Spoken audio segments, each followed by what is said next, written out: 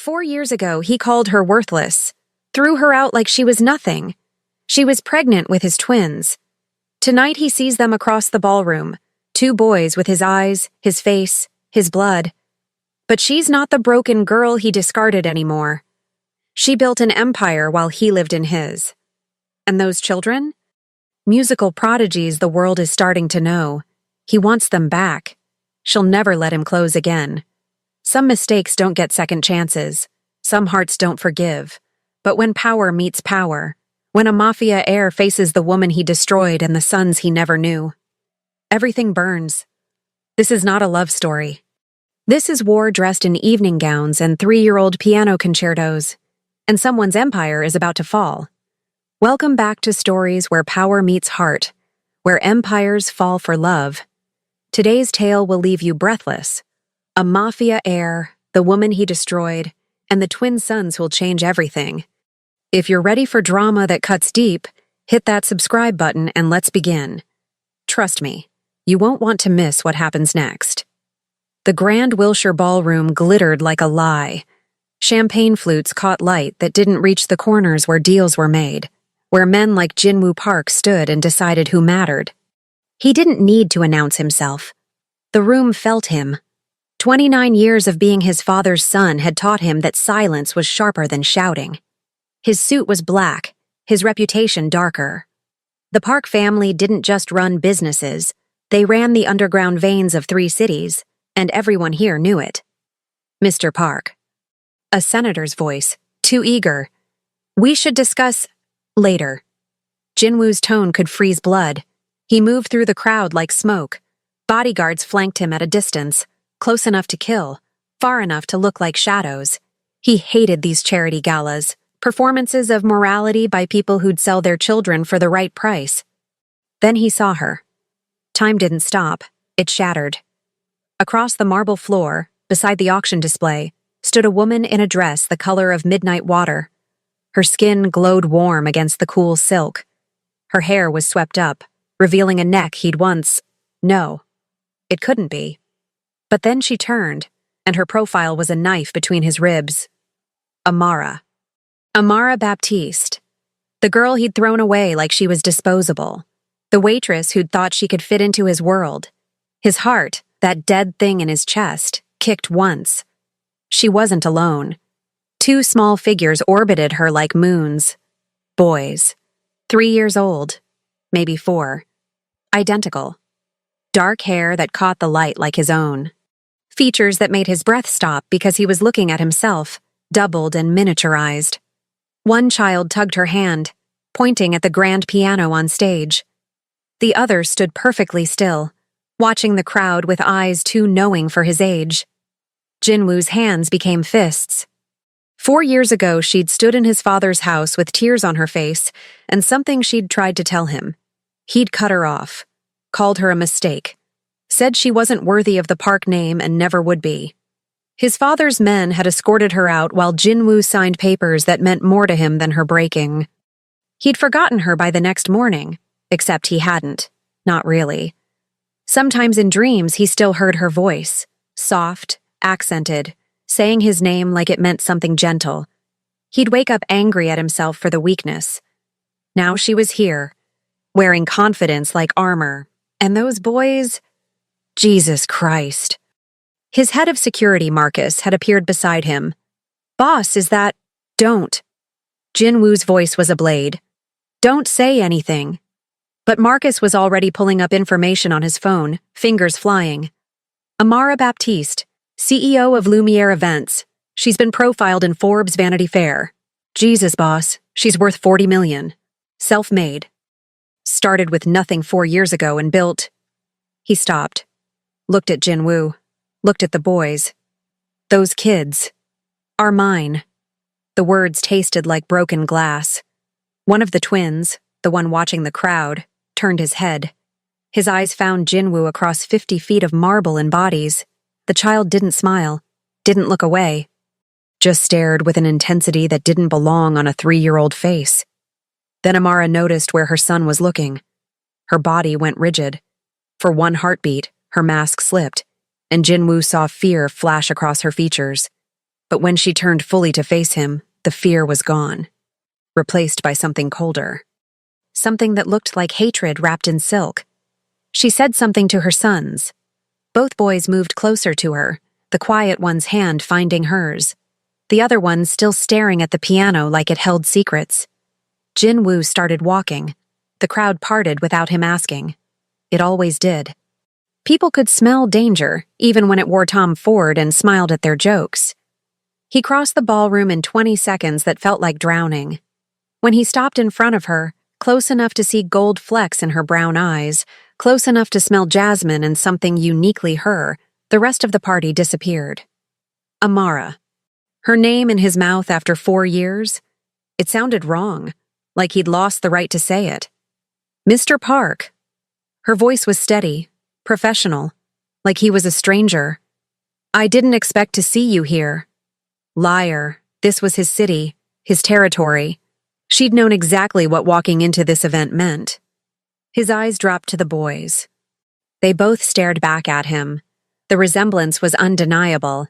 His bone structure, his intensity, even the way they held themselves. We need to talk. No. The word was soft but absolute. We don't. Those are my sons. These are my sons. She emphasized the possessive like a weapon. You made it very clear 4 years ago that you wanted nothing to do with me or anything that came from me. That hasn't changed. One of the twins tugged her dress.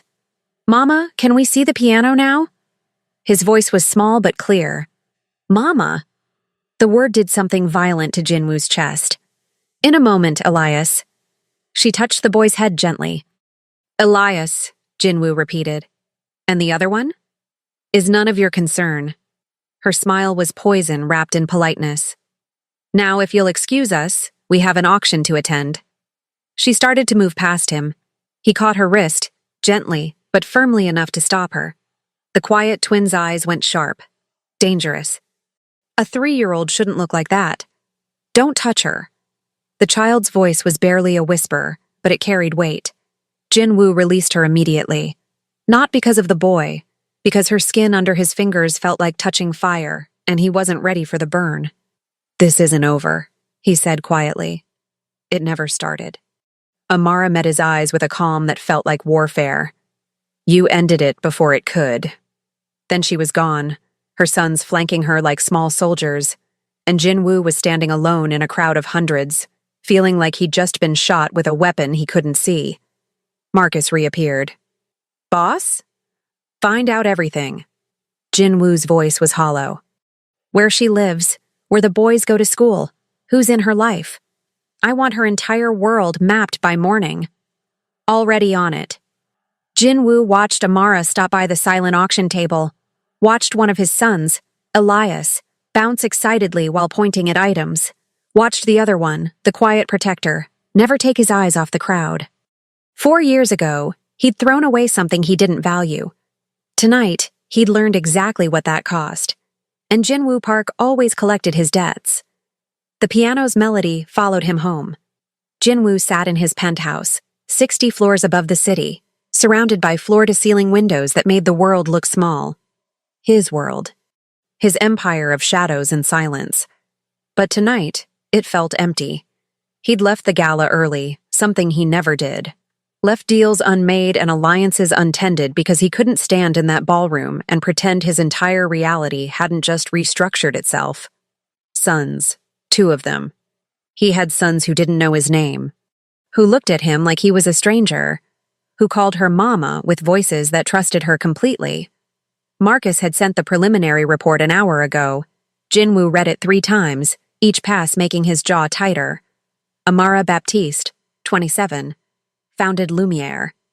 Events at 23 after arriving in New York with less than $300. Built it into a $40 million enterprise specializing in luxury event planning for Fortune 500 companies and international dignitaries. No criminal record. No connections to any organizations. No romantic partnerships on file. Lives in a brownstone in Brooklyn Heights. Purchased, not rented. Security system but standard.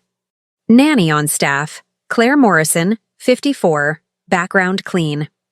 Twins, Elias Jean-Baptiste and Matthias Jean-Baptiste, age 3 years, 7 months. Both enrolled in Greenwood Academy for Gifted Children. Both studying piano under Professor Chen Wei-lin, considered one of the finest instructors in the country.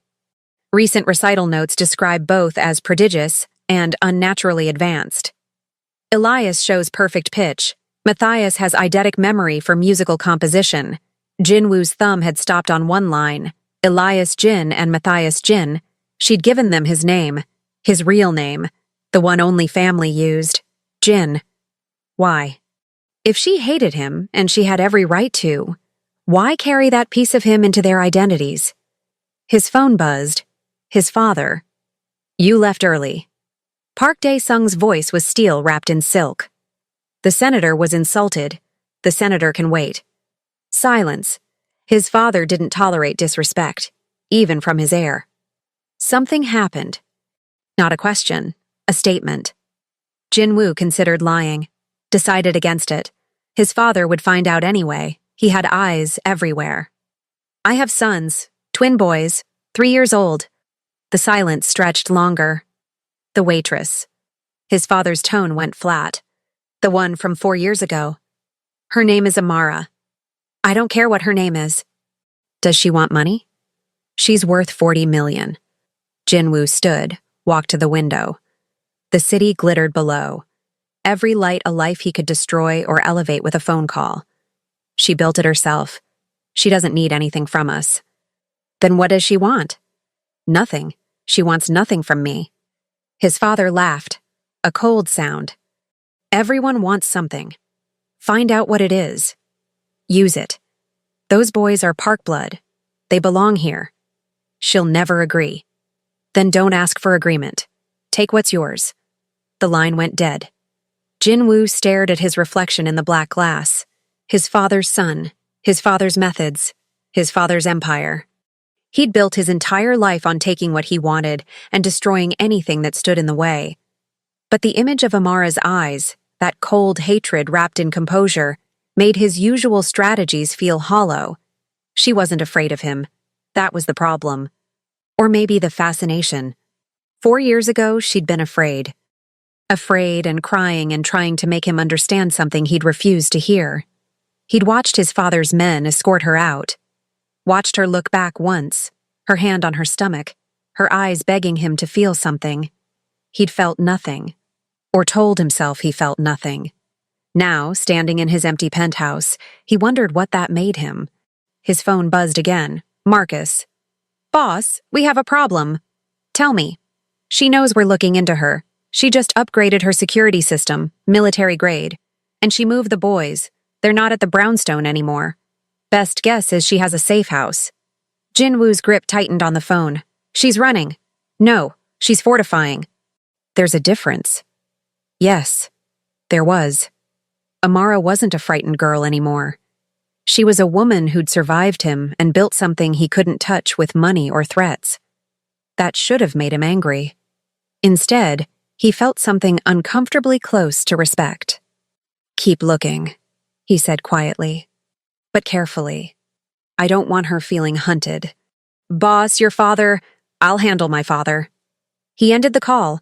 Across the city, in a brownstone that now held only empty rooms, Amara was probably holding his sons, reading them stories, keeping them safe from the man who'd thrown their mother away. Jinwoo closed his eyes. For the first time in his adult life, he didn't know what move to make. For the first time ever, he wondered if there was a cost too high to pay. The city below offered no answers. The piano room smelled like wood polish and old magic. Amara sat on the bench beside Matthias, watching his small hands move over the keys with a precision that shouldn't exist in a 3-year-old. Beside them, Elias hummed along, his perfect pitch finding harmonies that made the simple melody into something transcendent. Like this, Mama? Matthias's dark eyes found hers, eyes exactly like his father's, though he'd never know that. Exactly like that, my love. The safe house was smaller than their brownstone, tucked into a quiet neighborhood in Queens where no one asked questions. 3 bedrooms, reinforced doors, panic buttons in every room. Claire had protested the move, but one look at Amara's face had silenced her arguments. "He found us," Claire had said quietly, helping pack the boys' things. The father. He'll wish he hadn't. Now, watching her sons create beauty in a world that wanted to devour them, Amara felt the old fear trying to claw its way back up her throat. She'd been 23, pregnant, terrified. Standing in that massive house with its cold marble and colder men, trying to tell Jinwoo that they'd made something together. He hadn't let her finish the sentence. "You think I'd claim some waitress's bastard? You're not worthy of this family. You were a mistake. Leave before my father makes you disappear." She'd left. Taken a bus to her cousin's place in New Jersey with $200 in her pocket and 2 lives growing inside her. She'd cried for 3 days straight. On the 4th day, she'd stopped crying and started building. Lumiere events had started in her cousin's garage. 5-hour days of cold-calling venues and begging for chances. Nights spent learning business practices from YouTube videos while her belly grew. She'd landed her first client, a small wedding, at 7 months pregnant. She'd delivered the twins in a public hospital, alone, holding onto the nurse's hand because there was no one else. Elias had come first, screaming his arrival. Matthias second, quiet and watchful even then. She'd looked at their faces and seen Jinwoo in every feature, and she'd named them anyway. Given them his name like a curse or a prayer, she still wasn't sure which. The business had grown. Her reputation for creating magic out of nothing had spread. Within 2 years, she was booking Fortune 500 events. Within 3, she'd bought the brownstone. Within 4, she was fielding offers to sell her company for 8 figures. She'd built an empire out of spite and love. And now he was back. "Mama, you're sad." Elias had stopped humming. His small hand found hers. "No, baby. Just thinking." "About the tall man?" Matthias's fingers stilled on the keys. "From the party?" Her heart stopped. "What tall man?" "The one who looked at us like we were ghosts." Matthias turned on the bench to face her fully. He had scary eyes, but sad eyes too. 3 years old. 3 years old and reading people like they were open books. "He's no one important. Liar." Matthias said it simply, without judgment, like he was identifying the sky's color. Elias giggled. "Mama never lies." "Mama just did." Matthias tilted his head. "It's okay. Grown-ups lie when they're protecting something." Amara pulled both boys into her lap, breathing in their shampoo smell and little boy sweat. They were so small, so brilliant, so hers. "I'll always protect you," she whispered into their hair. "Always." "We know." Elias snuggled closer. "You're the strongest person in the world." "Stronger than the tall man?" Matthias asked quietly. "Stronger than anyone." But even as she said it, she remembered Jinwoo's eyes across that ballroom. Remembered the way he'd looked at the boys, like something inside him had broken and reformed wrong. He'd wanted nothing 4 years ago. What did he want now? Her phone buzzed, unknown number. She considered ignoring it, answered anyway. "Ms. Baptiste." The voice was professional, female. "My name is Grace Park. I'm Mr. Park Jinwoo's personal attorney. He'd like to arrange a meeting to discuss the children." Amara's blood went cold. "There's nothing to discuss. Mr. Park is prepared to offer substantial financial support for— I don't want his money, and requests the opportunity to establish a relationship with his sons." "No. Ms. Baptiste, Mr. Park is willing to be reasonable, but his family has certain expectations regarding bloodline and— Tell Mr. Park that if he comes near my children, I'll destroy him." Amara's voice was steady, quiet, absolutely serious. "Tell him I have documentation, photos, witnesses to how he treated me 4 years ago. Tell him I'll go to every media outlet in this city and tell them exactly what kind of man the Park heir really is." Silence on the other end. "He'll fight you in court. He has resources you can't imagine. Then we'll both burn." Amara smiled without warmth. "But my sons will still be mine. Do you understand? I'll relay your message." The line went dead. Both boys were staring at her. "Mama's really strong," Elias whispered. Matthias just nodded, like he'd expected nothing less. That night, after she'd put them to bed and checked every lock twice, Amara stood in her own room and let herself feel it. The fear, the rage, the part of her that still remembered loving Jin-woo before she understood what he was. He'd called her worthless. Now she was worth more than most of the people in his world. He'd thrown her away. Now she'd burn his empire down if he tried to take her children. Some ghosts came back as monsters. Some came back as mothers. And mothers, Amara had learned, were far more dangerous. Jin-woo received Amara's threat at 2 a.m. Grace had delivered it word for word, her voice carefully neutral. She said she'll destroy you. She has documentation. Witnesses. She'll go to every media outlet. He'd dismissed Grace and sat in the dark of his office, turning the threat over in his mind like a puzzle piece that didn't fit anywhere. Most people threatened him with violence, with exposure of his family's underground dealings, with betrayal or competition. No one threatened him with the truth of who he'd been 4 years ago. A young man cruel enough to throw away a pregnant woman because she didn't fit the image his father demanded. The documentation would be hospital records. Probably testimony from the staff at his father's house who'd witnessed the scene. Maybe recordings, security footage he'd never thought to erase because why would he? She'd been nobody. Now she was somebody who could make him bleed in ways his enemies never had. Not with bullets. With shame. His phone lit up. His father. The woman sent lawyers papers, Dae-sung said without preamble. Cease and desist. She's claiming harassment. She's threatening to go public with allegations of emotional abuse and abandonment. She's not bluffing. Then make her disappear. Jin-woo's hand tightened on the phone. No. Silence. The dangerous kind. What did you say to me? I said no. Jin-woo stood, walked to the window overlooking the city that feared his name. She's the mother of my children. We don't touch her. Your children. His father's laugh was acid. You don't even know them. They're strangers with your blood. The woman is using them as weapons. The woman is protecting them, from us, and she's right to. You're thinking with sentiment, weakness. I didn't raise you to be weak. You raised me to be you. Jin-woo's voice went quiet. Maybe that's the problem. He ended the call before his father could respond. Threw the phone onto his desk hard enough to crack the screen. His reflection in the window looked back at him. 39 years of becoming exactly what his father demanded. A man who felt nothing. Took everything. Built an empire on the bones of anyone who stood in his way. And for what? So he could stand alone in the dark, wanting something he'd destroyed before he understood its value? By dawn, he'd made a decision.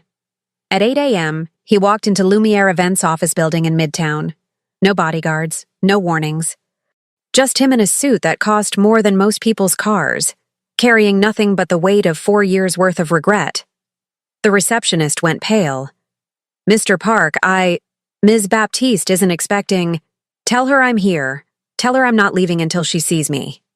20 minutes later, Amara's assistant, a sharp-eyed woman named Sienna, appeared. Ms.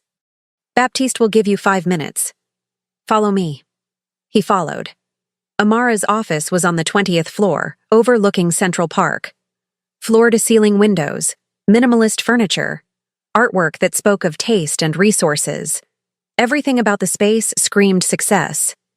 She sat behind her desk in a cream blouse and tailored pants, her hair pulled back, her expression carved from ice. 5 minutes, she said. Starting now. Jin-woo closed the door behind him, stayed standing because sitting felt like asking permission he hadn't earned.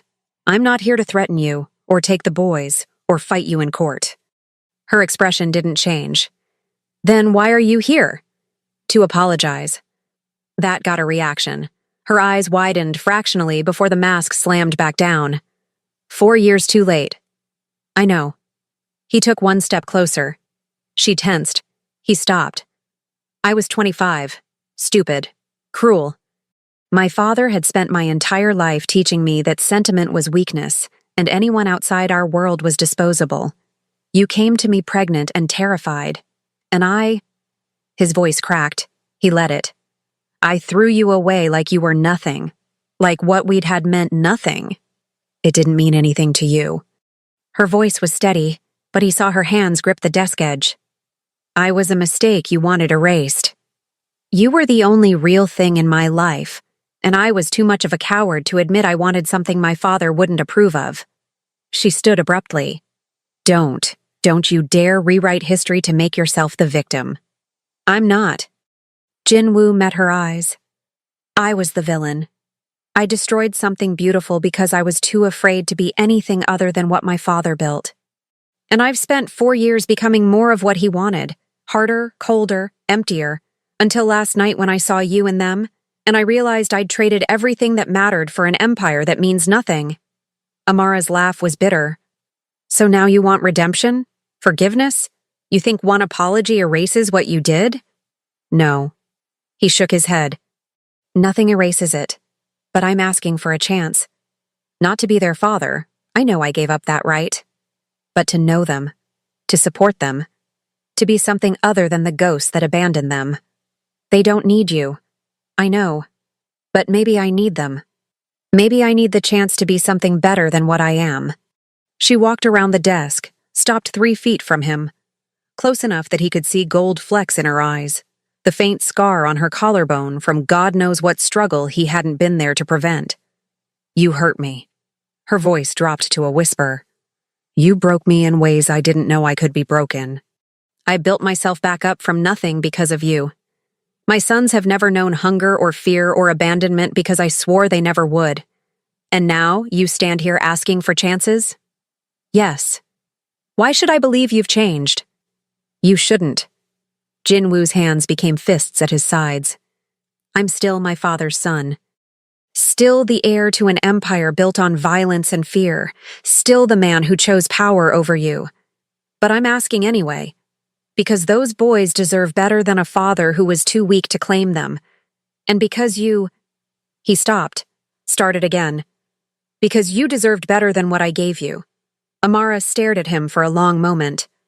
He saw calculations running behind her eyes. Saw the war between the girl who'd loved him once and the woman who'd learned to survive without him.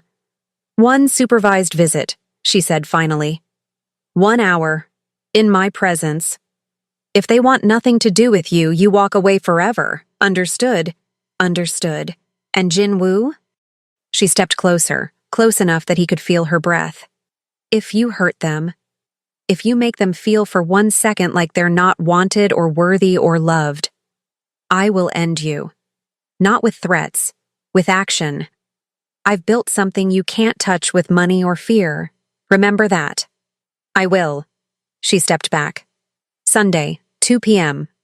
I'll text you the address. Don't be late, and don't bring your world into mine. He nodded, turned to leave. Her voice stopped him at the door. Jinwoo? He looked back. They're musical geniuses. Elias has perfect pitch.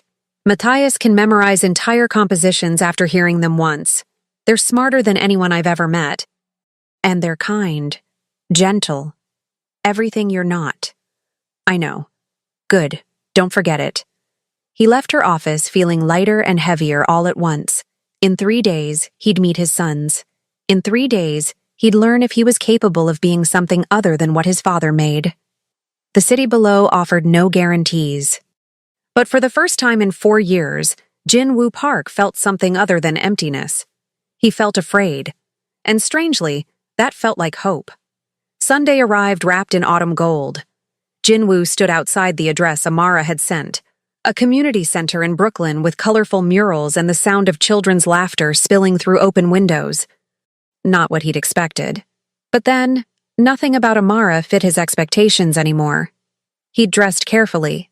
No suit, just dark jeans and a simple black sweater. He looked almost normal, almost human. Inside, a woman at the desk smiled at him. You must be Mr. Park. Ms. Baptiste is waiting in the music room, 3rd door on the left. His heart was a war drum in his chest. The music room was small, warm, filled with instruments and sheet music, and the kind of creative chaos that felt completely foreign to him. Amara sat on a worn couch, and beside her, on either side like small guards, sat his sons. Both boys stared at him with identical expressions of solemn assessment. Boys, Amara said gently, this is Jinwoo Park. He's your biological father. Elias's eyes went wide. The tall man from the party. Matthias said nothing, just watched Jinwoo with those two knowing eyes. Jinwoo took 3 steps into the room and stopped, suddenly unsure. He'd faced down cartel leaders and federal agents without flinching, but 2 3-year-olds made him feel like he was made of glass. Hello? He managed. Why are you here? Matthias's voice was quiet but clear, direct. Because I wanted to meet you. Why? Fair question, brutal question. Jinwoo crouched down, bringing himself to their eye level. Because I made a mistake, a big one. 4 years ago, I should have been there. I should have been someone you could know. And I wasn't. And I'm sorry. You hurt Mama.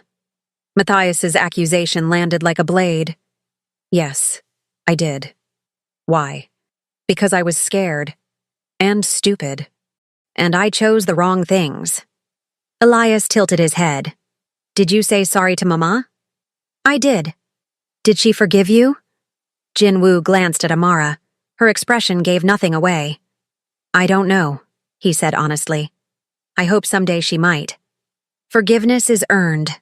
Matthias spoke like he was quoting something, not given. You're right. Elias slid off the couch, approached Jinwoo with the fearless curiosity of someone too young to understand danger. You have sad eyes. Do I? Uh-huh, like you lost something important and can't find it. Jinwoo's throat tightened. Maybe I did. Was it us? Elias asked simply. The question broke something in Jinwoo's chest. Yes. Well, we're not lost anymore. Elias smiled. Bright, warm, devastating. We're right here. Matthias still hadn't moved from the couch. Can you play piano? No. Guitar? No. Anything? No, I never learned music. Both boys looked at each other. Some silent twin communication passed between them. That's sad, Elias said solemnly. Music makes everything better. Maybe you could teach me, Jinwoo offered quietly. Matthias's expression shifted fractionally. Not quite trust, but something less hostile. Maybe. For the next hour, Jinwoo sat on the floor and listened to his sons play piano. Elias demonstrated his perfect pitch, singing scales that made Jinwoo's untrained ear ache with their purity. Matthias played a Chopin nocturne from memory, his small hands moving with impossible grace. Amara watched from the couch, her eyes never leaving Jinwoo's face, reading him like he was a book written in a language only she understood. Where do you live? Elias asked during a break, swinging his legs from the piano bench. In a tall building, very tall. Do you have toys? No. That's sad too. Elias looked at Matthias. He needs toys. He's a grown-up, Matthias pointed out. Grown-ups need toys too. Different toys. Like books. And art. Do you have books? I have books about business. And law. Both boys looked horrified. That's terrible, Elias declared. Mama, he needs help. Despite everything, Amara smiled. Small, brief, but real. Time's up, she said gently, standing. Both boys deflated slightly. Can he come back? Elias asked. Amara looked at Jinwoo for a long moment. He held her gaze, let her see whatever she needed to see. If you want him to, she said carefully. This is your choice, not mine. Matthias studied Jinwoo one more time. Do you promise not to hurt Mama again? I promise to try to be better than I was. That's not the same thing. No, Jinwoo agreed. It's not, but it's honest. Matthias nodded slowly. Okay, you can come back, but we're watching you. I would expect nothing less. As Jinwoo stood to leave, Elias darted forward and hugged his leg, quick, impulsive, gone before Jinwoo could react. Bye, Sad Eyes Man. Outside, in the cooling autumn air, Jinwoo stood for 5 minutes before his legs felt steady enough to walk. His phone buzzed. His father. Where are you? He ignored it. For the first time in his life, Jinwoo had something more important than his father's demands. He had 2 sons who might, Maybe, possibly, someday, let him be part of their lives, and a woman who'd survived him and become something magnificent. The empire could wait. 3 months passed, like a slow thaw. Jinwoo showed up every Sunday, never late, never with demands. Just present, sitting on that worn couch, listening to his sons transform sound into magic. Slowly, painfully slowly, they led him closer. Elias warmed first, his natural affection overcoming caution. He started saving compositions to show Jinwoo, explaining music theory with the patience of someone teaching a particularly slow student. Matthias took longer. He watched, tested, asked questions designed to find cracks in Jinwoo's armor. "Why do people call you scary?"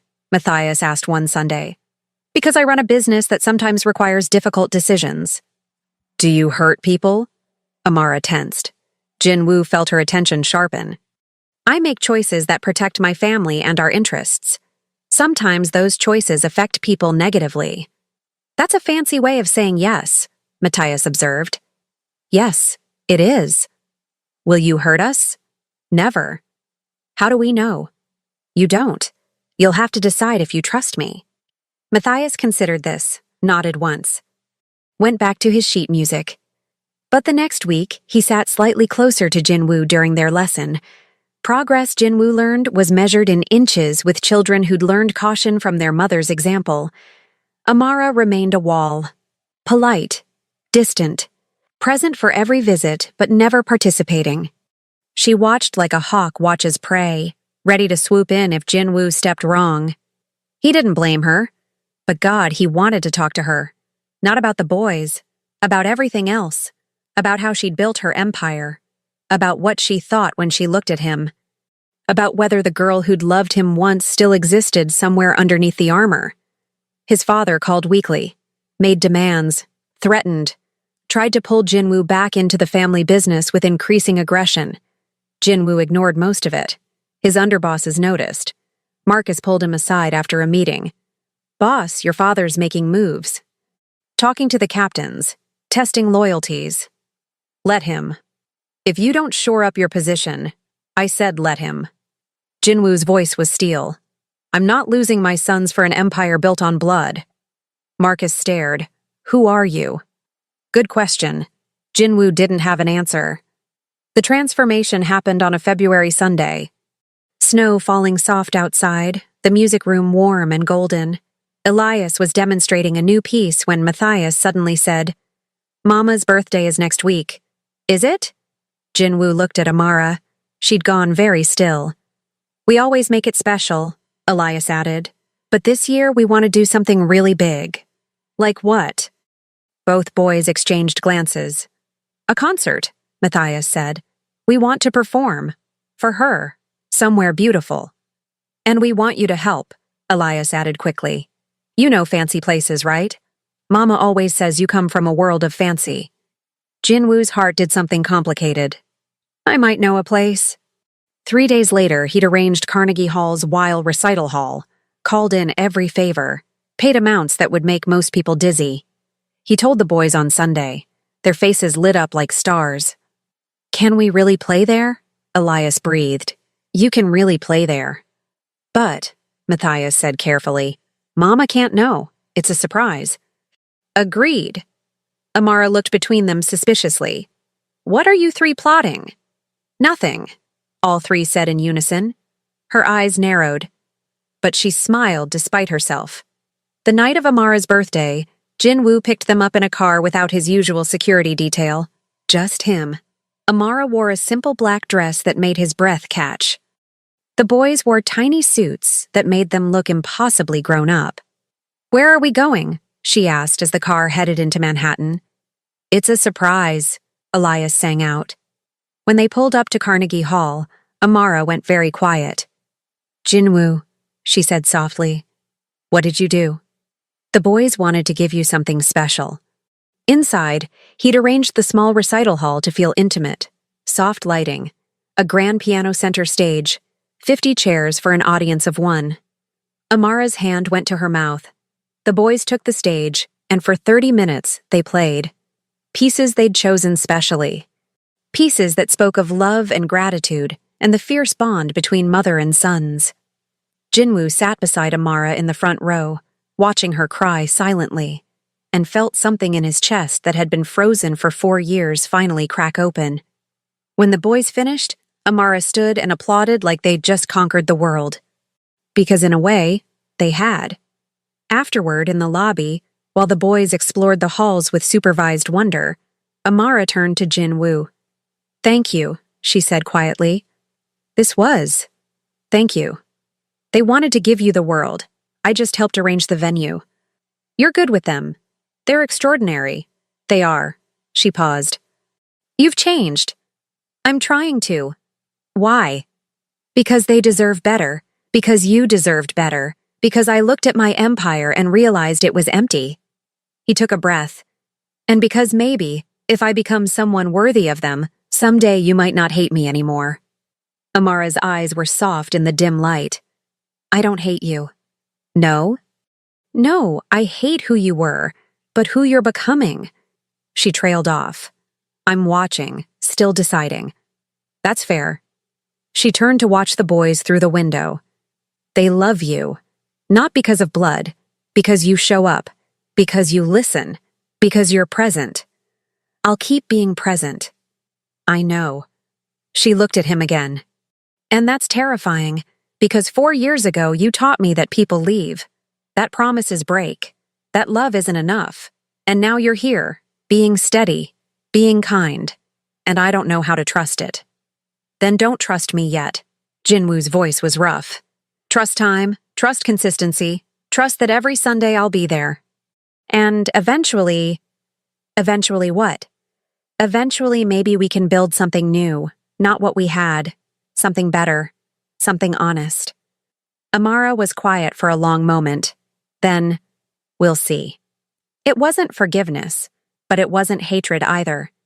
And for Jinwoo Park, who'd spent 4 years in the cold, it felt like sunlight breaking through storm clouds. The boys ran back, faces flushed with excitement. "Can we do this again?" Elias asked. "Anytime you want," Jinwoo promised. Matthias slipped his small hand into Jinwoo's. "Thanks for making Mama smile." "Thank you for letting me try." As they left Carnegie Hall, snow falling soft on the city that had witnessed both their breaking and their slow, painful healing, Jinwoo realized something. He'd spent his life building an empire of shadows. But here, with these 3 people, a woman made of fire and survival, and 2 small boys made of music and light, he was building something better. He was building home. And for the first time in 39 years, that felt like enough. The end.